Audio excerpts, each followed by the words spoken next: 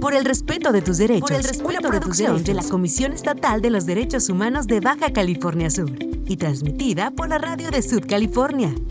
Quédate en este espacio donde conocerás más sobre la defensa y promoción de tus derechos humanos.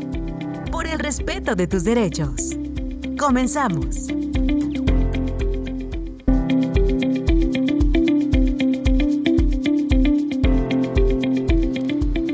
Hola, hola, ¿qué tal? Muy buenos días, es un gusto saludarles. Bienvenidas, bienvenidos a este espacio por el respeto de tus derechos, un programa de la Comisión Estatal de los Derechos Humanos de Baja California Sur y transmitido gracias al Instituto Estatal de Radio y Televisión de nuestro estado.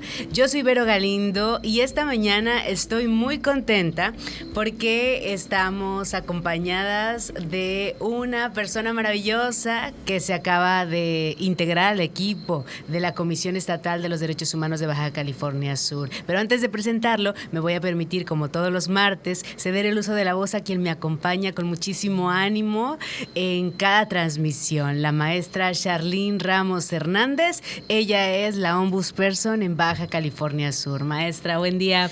Muy buenos días, qué gusto estar aquí compartiendo con tantas personas en el estado, llegar a todas las personas que siempre tienen este conocimiento de saber sobre sus derechos humanos y cómo defenderlos, y pues qué gusto que logremos hacerlo gracias a al Instituto de Radio y Televisión de Baja California Sur y a esta gran señal que nos une.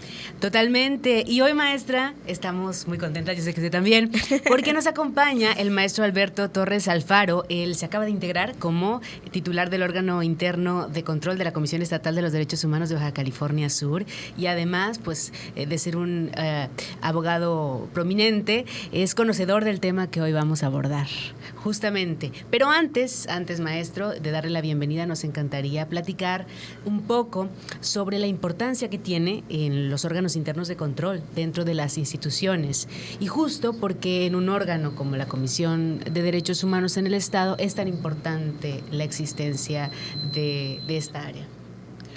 Buenos días a todos y a todas. Es un gusto estar acompañado de tan bellas personas, ¿verdad?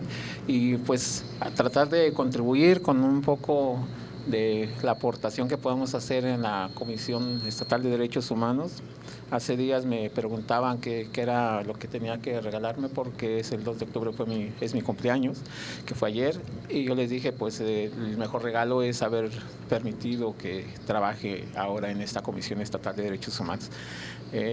Gracias, Vero. Mira, con relación al órgano interno de control, es un área muy importante, es de reciente creación. Allá por 2020 empezó a hacer la transformación.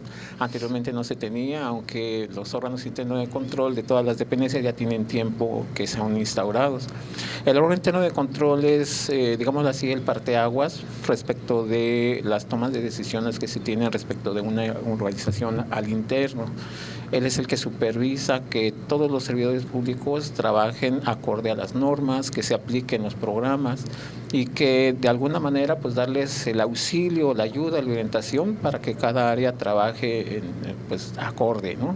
Es de alguna manera el indicador, el que detecta a tiempo alguna circunstancia que pudiera parecer irregular para poderla justificar, para poderla ajustar, para poder capacitar, orientar en algún momento dado. Entonces el órgano interno de control es muy importante porque es esa parte que coadyuva junto con la presidencia, la dirección y con la administración para fijar un rumbo que nos lleve a una organización fuerte, a una organización comprometida con la defensa de los derechos humanos, que eso es nuestra esencia, y que prácticamente pues nos lleve a avanzar en la ampliación de la atención a la ciudadanía y que la ciudadanía pueda considerarnos como un ente útil, como un ente certero, con seguridad, y que pues está atendiendo a sus demandas.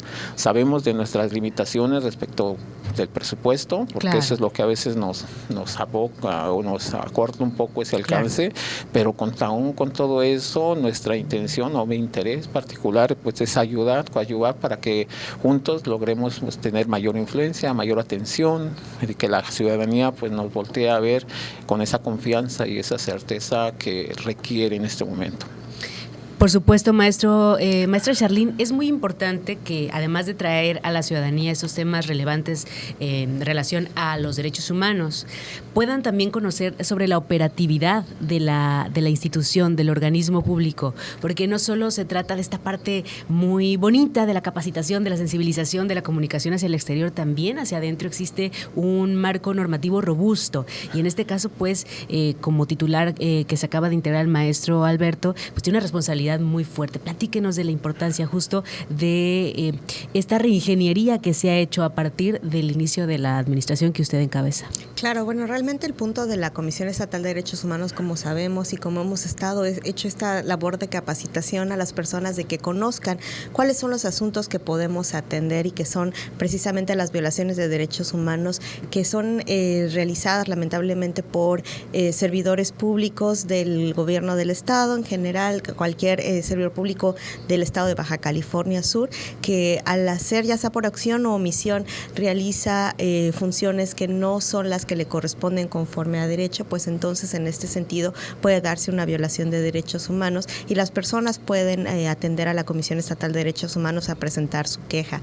En el caso del órgano interno de control, el valor tan importante que tiene es de que se asegura de que el mismo personal de la Comisión Estatal de Derechos Humanos tampoco viole la ley, ¿no? O sea, ese es el gran labor del órgano interno de control de esta comisión, es esta revisión al interior también del cumplimiento de las obligaciones que mandata la Ley de Responsabilidades de los Servidores Públicos en el Estado, que al final del día esa es la principal actividad y valor que tiene el órgano interno de control, hacer esta revisión al interior y asegurarnos de que los servidores públicos, porque las personas que trabajamos en la Comisión Estatal de Derechos Humanos también somos servidores y servidoras públicos y por supuesto también tenemos la obligación de asegurarnos de que todo nuestro actuar sea conforme a derecho y apegado a tal.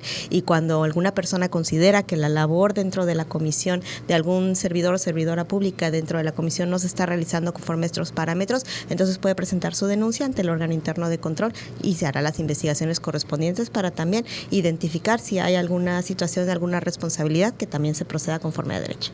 Me parece sumamente importante hacer de conocimiento público, que la gente que nos escuche sepa que no solamente trabajamos para poder verificar que se cumplan los derechos humanos en el trato a la ciudadanía, a las y los usuarios de cualquier servicio a nivel municipal o estatal en cuanto a las dependencias, ¿no?, de estas esferas, sino también que las personas que laboramos dentro de la comisión somos supervisadas, que tenemos lineamientos y que, por supuesto, no estamos inmunes ante cualquier queja o denuncia que pueda presentarse respecto a nuestro tratado hacia el interior o hacia el exterior.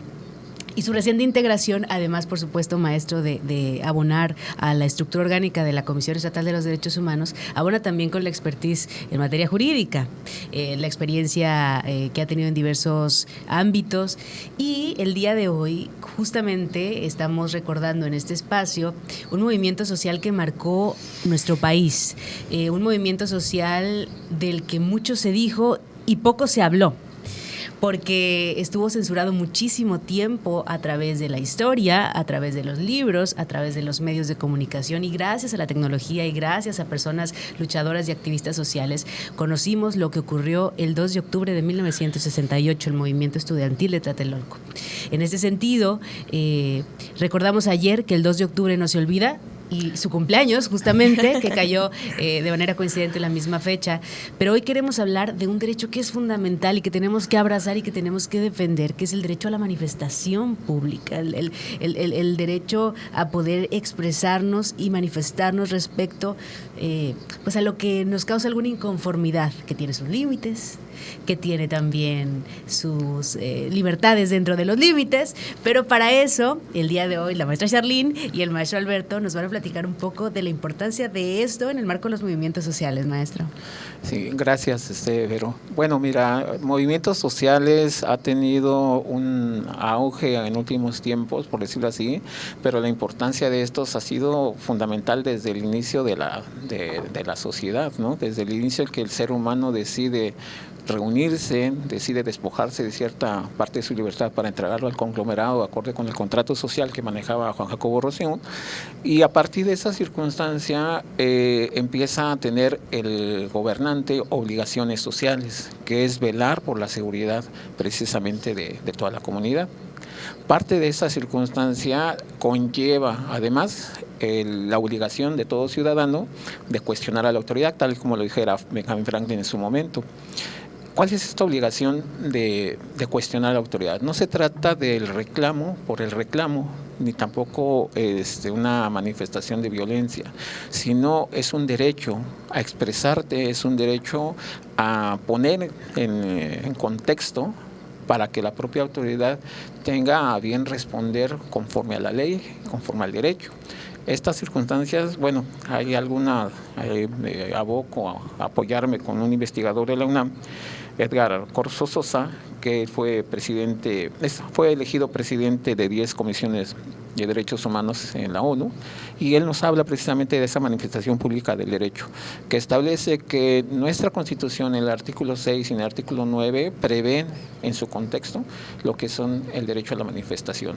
Esta manifestación tiene que ver con una obligación y también con una responsabilidad. La obligación de la autoridad para dar respuesta y atención a esas manifestaciones, y la responsabilidad de todo ciudadano de manifestarse cuando considere que hay alguna circunstancia que le está afectando o que puede afectarlo. Es fundamental poder sentar las bases para poder ejercer de manera plena este derecho. Sin embargo, muchas veces las autoridades no generan los protocolos adecuados para poder proteger a quienes se están manifestando, y ocurren violaciones a los derechos recurrentes. Vamos a platicar sobre esta dualidad que tiene la manifestación, porque no podemos decir que siempre se realiza en libertad o que siempre se realiza de forma óptima por parte de la ciudadanía y por parte de las autoridades, para lograr el punto medio y poder recomendar cuál es la forma ideal para poder ejercer este derecho. Vámonos a un corte y regresamos. Esto es Por el Respeto de Tus Derechos.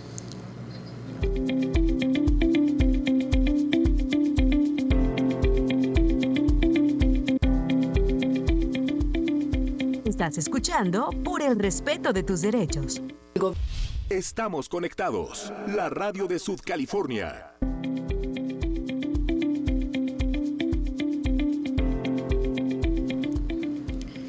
Estamos de vuelta, esto es Por el Respeto de Tus Derechos. Yo soy Vero Galindo. Hoy estamos con la maestra Charlene Ramos Hernández, como cada martes, y por supuesto nos acompaña por primera vez y no última en este espacio el maestro Alberto Torres Alfaro. Él es titular del órgano interno de control de la Comisión Estatal de los Derechos Humanos de Baja California Sur. Antes de irnos al corte, y como simple mortal, como simple ciudadana, y ante dos expertos en el derecho, pues expuse una perspectiva ciudadana respecto a las manifestaciones. Es decir, ¿cómo manifestarnos? ¿Cómo salir a la calle? ¿Cómo exigir algún tema del que estamos en desacuerdo? Si somos una colectiva, si somos una asociación. Muchas veces tenemos miedo de la autoridad, tenemos miedo que esté la policía, alguna corporación, porque sentimos que vamos a ser agredidas, agredidos. Sin embargo, el salir a manifestarnos es un derecho. ¿Cómo podemos entender el derecho de manifestación pública y hacerlo de una forma responsable, maestra? Sí, bueno, lo que se conoce como el derecho a la protesta, ¿no? No existe como tal dentro de los derechos humanos un derecho humano a la protesta, así como con esas palabras, pues no, ¿verdad? Sino que más bien está justamente agrupado y protegido por una serie de derechos humanos. El derecho humano a la expresión, a la libre expresión, o sea, poder decir que algo me parece mal, que algo me parece bien, que algo, alguna decisión de gobierno me está afectando, o que alguna decisión de alguna situación pública está contra mis intereses. El poder decirlo de manera abierta es el derecho a la expresión, ese sí es un derecho humano. Y después tenemos también el derecho a la libertad de asociación, es decir, que pueda yo juntarme con más personas a pues buscar en común, asociarnos para llegar a un objetivo común. Entonces en este caso sería pues que se revierta esta una política pública que considero que afecta a mis derechos, o que simplemente se sepa que estamos este grupo de personas en contra de esta propuesta gubernamental. Y después también entra lo que es justamente el derecho a la participación de la ciudadanía en los asuntos públicos. Es esta oportunidad de decir, a mí no me parece que esta sea la manera correcta, yo considero que debemos de estar apostando a este sentido, los pliegos petitorios, inclusive, ¿no? O sea, esta libertad hasta de prensa, el poder imprimir y desplegar y pegar, y obviamente también, por ejemplo, el uso del derecho de tránsito, ¿no? El uso de la vía pública. Todos estos derechos humanos son los que están de alguna manera usándose en lo que en colectivo se conoce como el derecho a la protesta. ¿Y cómo debemos la ciudadanía hacer ejercicio de estos derechos? Pues con responsabilidad, al igual que absolutamente cualquier otro derecho. ¿Esto qué implica? ¿Que responsablemente hay que quedarnos callados y no decir nada? Obviamente no. ¿Que es responsable salir y romper vidrios porque es la única manera de protestar? Obviamente no. O sea, cada situación dependerá de un contexto evidentemente social, pero lo que sí es innegable es que el derecho a la protesta necesariamente implica un elemento de disrupción social. Sí, totalmente. Si la protesta no está generando inconformidad, entonces difícilmente va a ser como tal un acto de protesta ciudadana legítimo, ¿no? O sea, entonces en este sentido pues entramos en esta doble dinámica, ¿no? En donde la autoridad debiera, por supuesto, inspirar confianza a la ciudadanía. Una autoridad que es legítima usualmente tiene esa sensación en la ciudadanía. La ciudadanía se acerca a un policía para que le ayude, para que le proteja.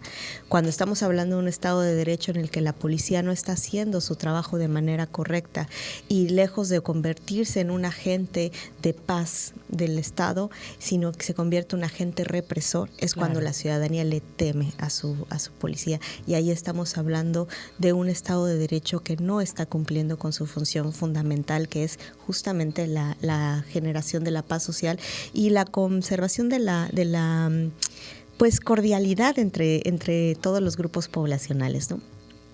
Cuando la policía deja de entender que su objetivo debe de ser proteger y salvaguardar el correcto uso y responsable uso de cada uno de los derechos y las garantías que tiene la ciudadanía, como el poderse manifestar. Por ejemplo, cuando otro grupo ciudadano está en contra de ese derecho e intenta romper esa manifestación, pues ahí la policía tiene que entrar para asegurarse de que entre grupos ciudadanos con ideas encontradas, porque recordemos que no todas las protestas son de la ciudadanía contra el gobierno. Algunas serán de intereses encontrados dentro de la ciudadanía, y también ahí el Estado tiene la obligación de regular. Cuando el Estado lamentablemente, como lo vimos justamente en el 2 de octubre, el caso tan lamentable, en el cual el Estado, lejos de asegurar y garantizar el ejercicio de este derecho a la protesta, lanza toda en el uso y abuso, exceso de crimen de lesa humanidad y crimen de Estado, todos estos elementos gubernamentales los avienta en contra de una ciudadanía que pues no estaba armada, eran estudiantes, estaban exigiendo pues dentro de el uso de sus derechos humanos, pues haciendo estos ejercicios justamente para reprimir a una ciudadanía que estaba justamente exigiendo estos cambios sociales, que para algunas personas podrán considerar válidos o no válidos. Eso ya será una cuestión subjetiva. Totalmente. Pero el hecho, y que es innegable, de que estas personas que estaban ahí, estos estudiantes, tenían el derecho de estar ahí, estaban haciéndolo de manera pacífica, estaban organizándose, y que todo ello fue valorado por la autoridad en su momento como una afrenta, como una amenaza, y entonces manda a los elementos del Estado, pues evidentemente fue una violación de derechos humanos, que ahora podemos decir que sí está considerada como tal y reconocida como tal, incluso por el mismo gobernante que en su momento lo ordenó. Claro, y a final de cuentas tuvo que ser una historia de más lucha, de más protesta, el reconocer que este hecho fue violatorio de derechos humanos, ¿no? Digamos, no es el caso el día de hoy remembrar de forma histórica lo que ocurrió, pero sí hubo una censura tremenda en medios de comunicación. Hubo muchas compañeras y compañeros periodistas que al querer indagar sobre el tema fueron seriamente agredidos por el mismo Estado, derivado de que buscaban mantener herméticas las violaciones sistemáticas que ocurrieron ese día, pero que siguieron ocurriendo a lo largo de los meses y de los años contra quienes sobrevivieron, contra sus familias, contra quienes se atrevieron a levantar la voz, a denunciar y demás. Maestro, sé que el tema de los movimientos sociales le apasiona y con base en lo que hemos hablado del movimiento del 68 y de este derecho de protesta, ¿qué más podría usted comentarnos respecto al papel de la ciudadanía como ente disruptivo para el ejercicio de este derecho, ¿no? Bien, la ciudadanía tiene el legítimo derecho de cuestionar a la autoridad, no solamente como derecho, sino como una obligación. Manejamos un estereotipo en lo que es la formación cultural de la familia, en donde de repente dicen no hables, no cuestiones, no preguntes, ¿no? Creo que eso debe empezar a cambiar. Debemos empezar a atender a todas las personas al interior de nuestra familia, a nuestro círculo social, nuestro círculo laboral, nuestro círculo comunitario. Y para poder entenderlo, primero tenemos que dar esa empatía y el reconocimiento de que tiene el mismo derecho a la persona a expresarse en los mismos términos que yo tengo de hacerlo. Tal y como lo dijera Voltaire, que dice, lucharé hasta la muerte por tu derecho a decirlo, aunque no esté de acuerdo. Claro. Y dice, aunque no esté de acuerdo, pero voy a luchar para que tú lo puedas decir. Entonces, esto es parte de lo que es el derecho a la manifestación. ¿Cómo lo debe de hacer? Bueno, la autoridad tiene la obligación de garantizar que esa manifestación se haga dentro de los cauces legales, sin transgresión. Y también la ciudadanía tiene que tener ese conocimiento y esa responsabilidad de cómo me voy a manifestar. Es cierto que hay situaciones que a veces nos apasiona, que a veces nos duele. Por ejemplo, yo entiendo el dolor de una madre de haber perdido a su hijo, a su hija, que se desapareció o que fue brutalmente golpeado. Entiendo ese dolor. La situación de los feminicidios. Pero esa circunstancia no tiene que rebasar el derecho, no tiene que rebasar o transgredir, porque si no, entonces estaríamos convirtiéndonos en lo que pensamos combatir. Entonces, ¿cómo debemos nosotros manifestarnos? Tenemos nuestro derecho. De acuerdo a lo que nos dice el autor Edgar Corso, es que tenemos nosotros que expresarnos y que esa expresión no tiene que estar limitada por la autoridad, siempre y cuando, obviamente, no deriva en un confrontamiento, ¿no? En una agresión, tiene que haber razones. Para poder nosotros expresarnos tenemos que sustentar razones, y estas razones son las que la autoridad tendría que atender en su momento. La autoridad tiene que encauzar, tiene que cuidar, tiene que vigilar que donde se vaya la manifestación que está prevista en el artículo 6 y en el artículo 9 constitucional y en los artículos 13, 15 y 16 de la Comisión Americana de Derechos Humanos, nos indica cómo debemos actuar. La autoridad, por su parte, garantizar que la manifestación se lleve a cabo de la manera más pacífica dentro de lo posible, y la autoridad dar un cauce, una respuesta. ¿Por qué se acrecienta esas manifestaciones? Porque hay una omisión de parte de la autoridad de dar una respuesta eficaz, de dar una respuesta efectiva, o de al menos que la propia ciudadanía vea que pues está haciendo algo para poder resolverlo, ¿no? Es cierto, la manifestación siempre tiene a veces unos alcances álgidos, y nosotros también como personas tenemos que empezar a comprender cómo podemos hacerlo. ¿Cuál es nuestra labor? Concientizar. Alguien preguntaría por ahí, si somos una agrupación de mujeres, hombres, y queremos hacer uso de nuestro derecho de protesta, queremos plantarnos frente a Palacio Municipal o frente al gobierno del Estado, frente a la Comisión de Derechos Humanos, frente a cualquier institución, ¿debemos de pedir permiso? ¿O nada más nos organizamos y llegamos? Es una pregunta muy común porque como en la historia de la humanidad se concentran estas pasiones, estas inconformidades, por supuesto, vamos a hablar contra la autoridad, y decimos, hay que manifestarnos, vamos a organizarnos, somos 3, las 3, los 4, los 5, las 6. ¿Tengo que pedir permiso? No. La respuesta, no. Es que es muy importante, Sí. ¿verdad?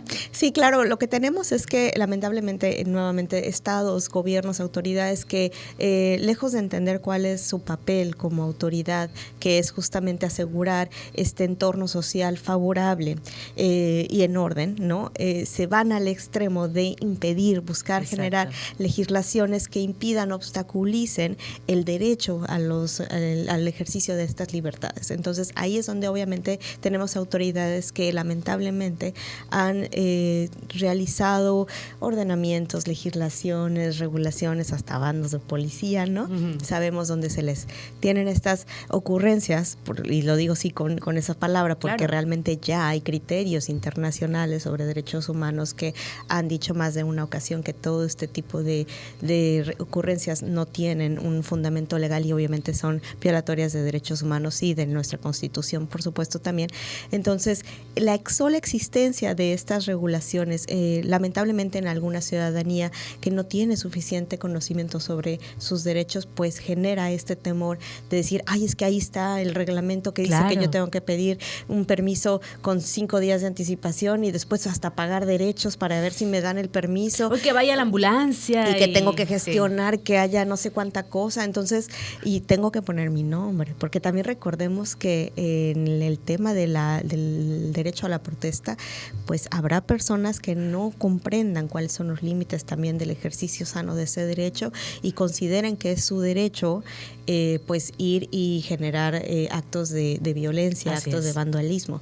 Entonces, a través de este tipo de permisos se ha buscado que haya una persona responsable. ¿A quién le Maestra, vamos a echar la culpa? Está interesantísimo este tema de los permisos, de avisar, de la reunión, de la protesta anunciada, la crónica de una protesta anunciada. Entonces, vámonos a un corte y regresamos. Esto es por el respeto de tus derechos.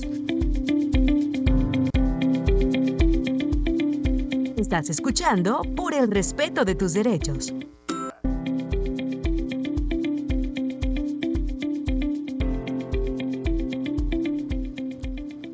Estamos de vuelta, esto es por el respeto de tus derechos. Hoy hablamos del derecho a la protesta en el marco, por supuesto, de lo que recordamos el día de ayer, 2 de octubre, que no se olvida, el movimiento estudiantil de 1968 en Tlatelolco, que les invitamos a nutrirse a través de las redes sociales, de las diferentes plataformas donde existen documentales que, por supuesto, de manera seria y con fuentes fidedignas, nos cuentan la verdadera historia de esta fecha. Antes de continuar con el tema, me encantaría que pudiéramos hacer esa invitación a la ciudadanía, a buscar fuentes diversas, a leer, pero también a tratar de documentarse con materiales actualizados, porque justamente esta carrera del reconocimiento de los derechos humanos ha permitido que la libertad de expresión se ejerza de una manera mucho más abierta, mucho más plena, y que compañeras y compañeros, investigadores y periodistas puedan manifestar públicamente los hallazgos, maestra. Sí, definitivamente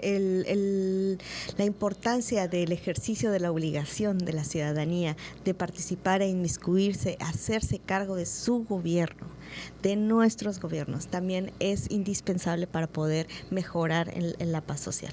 Totalmente. Entonces, pues hay que nutrirnos. Y a ver, antes de irnos al corte, decíamos, tengo que avisar que voy a hacer una protesta, porque algunas compañeras se manifestaron, por ejemplo, para exigir que sea respetado el derecho a la interrupción legal del embarazo, se me ocurre, por ejemplo. Pero llegó la policía y les pidió un documento, o les dijeron que tenían que cumplir con tales requisitos. Entonces, ¿hay una laguna por ahí, o cómo podemos incentivar la protesta responsable, ordenada y con argumentos válidos frente a la autoridad que a veces solicite documentos que pues realmente van en contra del ejercicio del derecho? Claro, no hay una laguna, o sea, realmente el tema ya está bastante bien analizado, ya tiene sus fundamentos legales y la realidad es que no se puede constreñir el derecho humano a la libre expresión, a la asociación, al tránsito, a la petición de un permiso previo con ciertas regulaciones, con hasta pago de derechos, porque algunas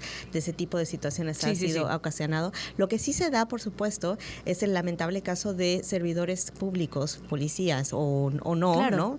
Que no conocen cuáles son los límites de sus obligaciones y de sus funciones, y a lo mejor basándose en una lectura de un bando de policía, como decía en su momento, que se emitió con lineamientos que obviamente son inconstitucionales, pues dice, aquí dice, entonces yo voy a ir a exigirlo. Claro. Ahí estaría mal, ese servidor público estaría violando derechos humanos en ese sentido, porque está su propio desconocimiento, su propia ignorancia de cuáles son sus límites como autoridad, se está excediendo al exigir o a impedir, incluso en el lamentable caso de que hubiera hasta una detención, ¿no? De una persona que está en un ejercicio de su manifestación, y este policía que no conoce cuáles son sus obligaciones, la detiene porque no tiene permiso para manifestarse y va y la arresta, ¿no?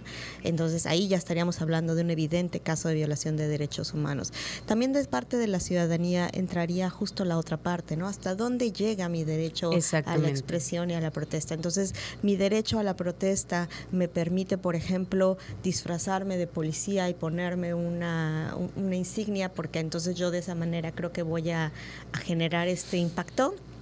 No, evidentemente no. Naturalmente. ¿No? Entonces, también el derecho a la ciudadanía tiene estos límites. Hablando de los límites, maestro, ¿qué más podríamos abonar a esta figura de la protesta como catalizador del cambio político y social? Bueno, mira, yo creo que habría que dejar, al menos planteado en esta mesa, que los derechos humanos no son absolutos. Todos los derechos humanos tienen un límite. ¿Cuál es el límite? Donde empieza el derecho de los demás, en donde los demás también tienen que ejercer su derecho. Claro. Entonces, esos límites tenemos que tener en contexto que la autoridad tiene que garantizar la manifestación, pero también garantizar los derechos de los demás. Claro. Entonces, esos límites a veces parece ser que los ponemos en una balanza de cuál es mi mejor derecho. No hay mejor derecho, son válidos tus derechos como son válidos mis derechos, como son válidos el de los demás. Claro. Entonces, ¿qué es lo que tiene que hacer la autoridad? ¿O qué tiene que hacer el ciudadano? Bueno, evidentemente pedir permiso no es una de esas, ¿no? Sí puede, claro, nos queda clarísimo. Sí puede. Nos queda clarísimo. Y que no nos pueden exigir ningún documento, ¿verdad? Sí puede anunciarlo como un acto de buena fe, tal vez, de que vamos a manifestarnos, pero eso no implica ningún permiso ni ningún requisito previo para hacerlo, ¿no? Mucho menos un pago. Sí, porque entonces ya estaríamos entrando en una circunstancia de sometimiento para poder expresarnos, y eso está prohibido, ¿no? En segundo lugar, cuando uno pretende hacer una manifestación, pues tiene que tener en contexto el motivo, por qué voy a manifestarme. Porque en muchas ocasiones, a veces las personas tienen diferentes motivos, pero todos deben de concentrarse y conocer cuál es el motivo. Porque a veces cuando sucede que los periodistas les entrevistan a cualquier persona, esta persona no sabe ni siquiera por qué me invitaron, porque yo vengo a apoyar, pero no tiene el contexto del por qué la manifestación. Entonces tenemos que tener en contexto por qué nos manifestamos, cuál es lo que queremos. Y en realidad pues se ciñe prácticamente un derecho de petición, ¿no? Que no ha sido atendido y que por eso pues transgrede hasta allá el punto de manifestación. Y bueno, ¿qué ocurre cuando, como bien lo comentaba la maestra en algún momento, hay bandos encontrados entre la ciudadanía? Mucho se habla, ¿no?, de que estas son situaciones entre particulares, pero ya son agrupaciones. Digamos, tenemos ejemplos clarísimos y que han pasado aquí en nuestro estado, aquí en la capital. No me voy a ir muy lejos, en las instalaciones del Congreso del Estado, ¿no?, cuando se han debatido temas relativos a cambios en la legislación, ¿no? Pues tenemos a unas agrupaciones dentro, unas agrupaciones fuera, se agreden entre ellos. El papel de la autoridad es muy importante, la regulación, pero también el actuar de la autoridad ante la ciudadanía para evitar violaciones. Maestra, es muy importante esta parte porque creo que se teje muy finito, porque cualquier acto u omisión puede considerarse una violación al derecho de cualquiera de los dos bandos, ¿no? Y también el de las autoridades, ¿no? Porque recordemos estos lamentables casos que comentas, que sí sabemos que este derecho a la protesta, que se estaba ejerciendo de manera legítima por ciertas personas, pero incluso hubo un momento en el que alguno de estas personas incluso arrojó cosas a los legisladores. Eso evidentemente ahí la autoridad tendría todo el derecho y la facultad para contener a esta persona que está transgrediendo ese derecho válido, y entonces ya entra la violencia. ¿Qué es la violencia? Pues es este uso de la fuerza para exigir que se haga lo que yo quiero, ¿no? Entonces ya no estoy simplemente ejerciendo mi derecho, sino que estas personas, como yo en lo particular no estoy de acuerdo con la petición de la otra persona en particular, y yo como particular no estoy de acuerdo con el ejercicio de la facultad legislativa de esa autoridad, entonces yo voy a usar cosas, voy a agarrar cosas y se las voy a aventar. Eso evidentemente no entra dentro de lo que podría considerarse un derecho a la protesta en un ejercicio pues ni siquiera correcto ni responsable, por supuesto. Y ahí la autoridad sí tendría toda esta oportunidad para resguardar. De todas maneras, también al interior, cuando están entre dos ciudadanos, ciudadanas, grupos, están generando estos conflictos de posiciones encontradas, que es lo normal. Es lógico, claro. Somos tantísimas personas con diferentes puntos de vista, lo raro sería que coincidiéramos. Claro. ¿No? Eso daría miedo. Definitivamente. Sería muy complicado. Hay una frase que me gusta mucho que dice: cuando todo el mundo está de acuerdo en algo, lo bueno, entonces se está construyendo lo malo. Porque precisamente si todos estuviéramos de acuerdo, entonces hay algo ahí que no está siendo sano. Totalmente. Maestro, este tema es muy interesante. Sé que tiene algo que abonar. Bueno, mira, los límites tienen que ver con las obligaciones. Muchas veces nos han hablado de derechos y los entendemos como que es mi derecho y yo lo antepongo, pero no veo mis obligaciones, pero no antepongo que antes de cada derecho, cada ejercicio del derecho tengo que cumplir obligaciones. ¿Cuáles son mis obligaciones? Pues dependerá del entorno en el cual me estoy rigiendo. Si es en la familia, pues obligaciones con la familia. Si es en la escuela, pues obligaciones con la escuela. Si es en lo laboral, obligaciones en lo laboral. Si es en la comunidad y en la manifestación, también hay obligaciones de respeto, que eso es, creo que va a ser el mínimo, el respeto por el otro, el respeto por el derecho del otro. Y el hecho de que no seamos iguales, eso es un buen catalizador. No somos iguales y eso es lo que nos permite precisamente tener esa reflexión de seres intelectuales para poder llevar pues a un avance a nuestra sociedad. Precisamente esto fue lo que resultó como producto de lo que fue la represión del 2 de octubre. ¿Por qué los estudiantes salieron a las calles? ¿Cuál fue el motivo? Pues plantearon diversos motivos, pero todos se resumen en uno. ¿Por qué transgrediste mi autonomía? ¿Por qué te metiste a mi escuela? ¿Por qué me golpeaste dentro de mi escuela? Ese fue el detonante general para todos, ¿no? Al final de cuentas, la escuela pública es sinónimo de autonomía, ¿no? La autonomía universitaria, que se supone es el espacio de libertades, de divergencias, de disrupción para construir mejores gobiernos y abonar al sistema democrático. Y eso no pasó el 68. Entonces, era tan legítima la lucha que terminó tan mal que es un hito para los derechos humanos en México. Maestra, me parece muy importante mencionar cómo hay un antes y un después del 68. Definitivamente, bueno, pues no había ni siquiera comisiones de derechos humanos, ¿no? O sea, que pudieran servir, como platicábamos, esto de estos acompañamientos. Y tardó a las hasta los 90, de la ciudadanía, claro. ¿no? Pero sí, ya teníamos derechos humanos, aunque todavía en esa época se consideraban como estas cuestiones ilusorias, algún objetivo que a lo mejor algún día que no tengamos nada más que hacer, pues podemos aspirar a ello, ¿no? Era espiritual. Maestra, vámonos a un corte y regresamos a hablar de esta transformación histórica. Regresamos. Estás escuchando Por el respeto de tus derechos.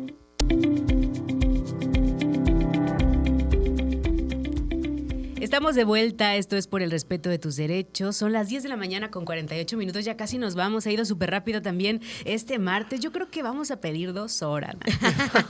Platicábamos cómo la lamentable suceso del 68, que no fue solo un día, es que lo consideramos como un día, pero si nos vamos a los antecedentes, a la gesta del movimiento, lo que pasa el día y lo que pasa después con las víctimas, con las personas que lamentablemente fallecieron, con las autoridades, con el gobierno, con los medios, son años y años tanto de estudio como de consecuencias. Sin embargo, sí marca un hito histórico, un hito pues para México, porque a partir de ahí se llama, digamos, le dicen, ¿no?, muchos compañeras y compañeros de los medios, como el hecho que marcó la historia de los derechos humanos, sobre todo de las colectivas, en México. Maestra, estaba usted abonando al tema.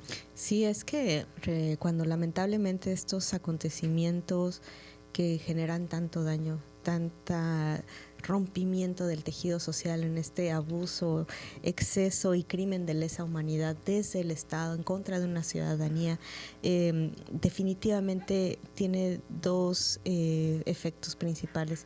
Uno es la indignación de todas las demás personas que podemos reconocer la grotesca violación de derechos humanos que generó ese acontecimiento, y lamentablemente también del otro lado se da la situación de las personas que lo defienden o lo consideran algo loable, claro, o hasta aspiracional, lamentablemente, que ya obviamente son personas que tienen una mentalidad muy contrariamente a los derechos humanos y al respeto mínimo de las dignidades de una sociedad sana, pero que lamentablemente también tenemos que entrar en ese estudio, ver por qué aún en estas fechas, con tantos avances y evoluciones de tantas generaciones, ¿cómo es posible que todavía hay personas que se encuentran negando, por ejemplo, qué pasó, o minimizándolo, o incluso alabándolo, diciendo que gracias a este gran acto de este gran presidente en su momento, pues se logró que México sea lo que es, etcétera, ¿no? O sea, ¿cómo podemos todavía continuar abonando a la construcción de un tejido social más sano que no encuentre ya eco en este tipo de ideologías y de valores que lamentablemente aún hay cierto grupo que promueve? Totalmente, maestro. Bueno, yo creo que la construcción que tenemos que hacer y que dar hacia al futuro es precisamente el entender al otro, el entender no solamente dentro de lo que puede ser nuestro estereotipo. Cada uno de nosotros manejamos un estereotipo, un modelo que nos ha sido formado, ya sea por nuestra instrucción, por nuestra cultura, etcétera.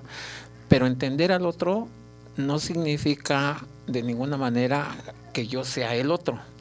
O sea, entender al otro es simplemente tratar de entender que es una persona, que es un ser humano, que tiene ideas que pueden ser distintas, y eso es bueno, pero que nos permita construir. Entonces, el entender al otro nos tiene que llevar como sociedad a ver que, en el caso tomando como referencia lo del 2 de octubre, que esa energía desbordante de los estudiantes era simplemente por ser escuchados, claro, simplemente por ser respetados, ¿no? Claro. Que sus derechos eran exactamente iguales que los del otro. Entonces, actualmente a veces pensamos que tenemos ciudadanos de primera, segunda y tercera, y no es así. No hay ciudadanos que van a pasar primero, ni ciudadanos que deben de tener una respuesta más rápida que otros. Así es. Todos estamos ceñidos a la ley, todos nos constreñimos al cumplimiento de la norma, que ese es parte del principio de justicia.